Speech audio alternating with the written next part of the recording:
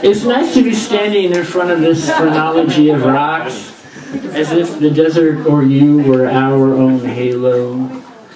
I'd ask you to be a different man, to make a Polaroid of Cactus City Rest just outside Loveless. But what's invocation to you anyway?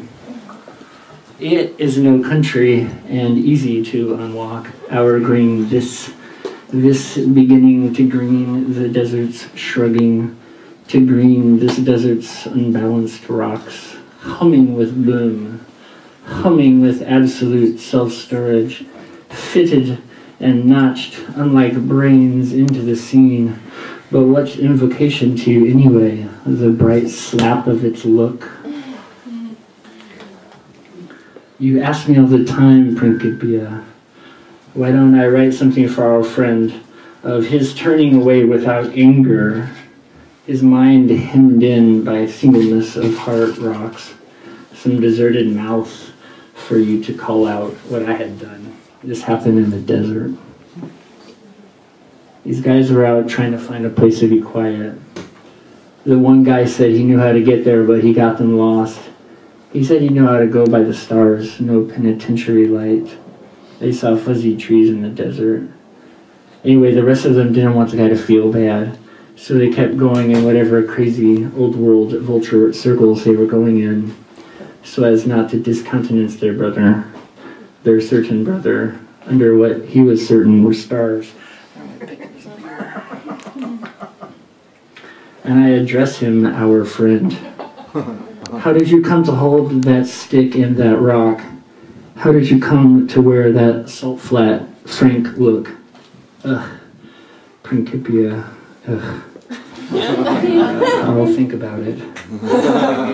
Grit blows all over me, all over you. I could start to tell you with a word. No, let's do it with a gesture. I'll start with the snack foods of the desert, with Merle Haggard's activities, which face and inhale the whole scene. My body quivers into a receipt, twisted by the wind, and wrapped around scrub.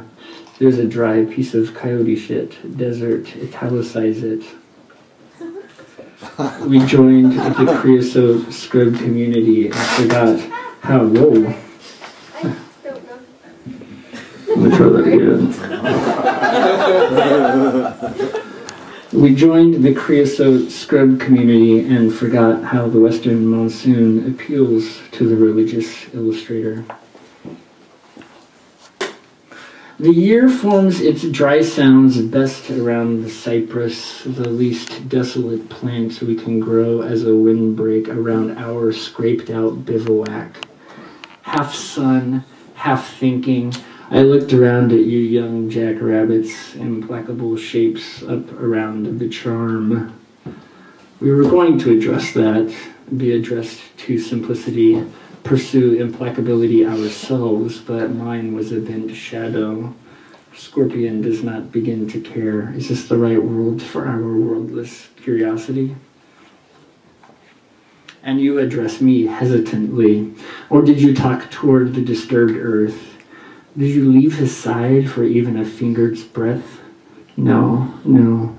I brought too much sound with me, so he pushed me away from his world of interpenetrating ears. It was rough, rank, shaggy, grotesque, abundant, sunburned, ridiculous, to recall how he wanted wings, khakis the color of dirt clods.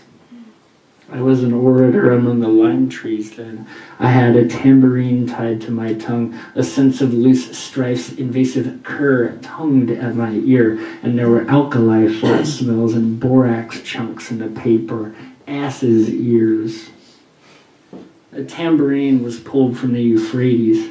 Herons waded through my speech then. The desert was more like it was really there. An ampersand curled around the base of an almond like a tumbleweed. His fire made me nauseous with its green tint. Fire more. Try picking your teeth with a rattlesnake. Those inhuman gists, the weeds. Implacable Ocotillo. Ocotillo at night, unsure. Pit viper, dead burrow. Which of us is fouling up the well? Old man, alluvial fan. So much vibrato. The Ocotillo's branch webs flourish, shadow to road, swivel, admirable in noon's standstill. Scrapes in the ground line up to forms with spikes, made if the eye budges, it squirts blood. I said nothing, and I addressed him as brother. I said, get ready, desert's coming. Ruby-throated, in the Palo Verde, we came near this town. My mind came out in a culvert, and the year came alive, and algal gleams with tilapia.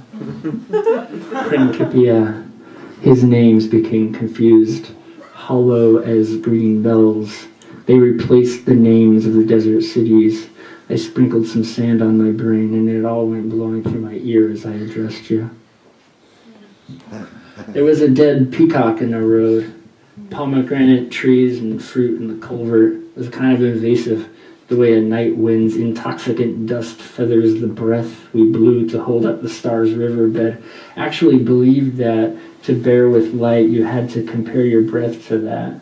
Took longer at night to assume a cloud or star for a halo, longer to gather light to you, though it was a very dirty windshield, and halos could have been cougar shapes or rodent investigations behind a bush. That's what my wandering rage was like. Hours senseless, hours raw, vicarious with him, tangled in an olive branch like Io in a cloud, strewn at roadside, tied up alongside, whichever canal led to the throat, whichever throat led to a filmy brother. I found someone unfamiliar beside me, insisting he'll drive. Late one night, he pulled over and grabbed a bull snake out of the brush. Everywhere we went, it was like that. The strewn person next to you, his pant legs swishing.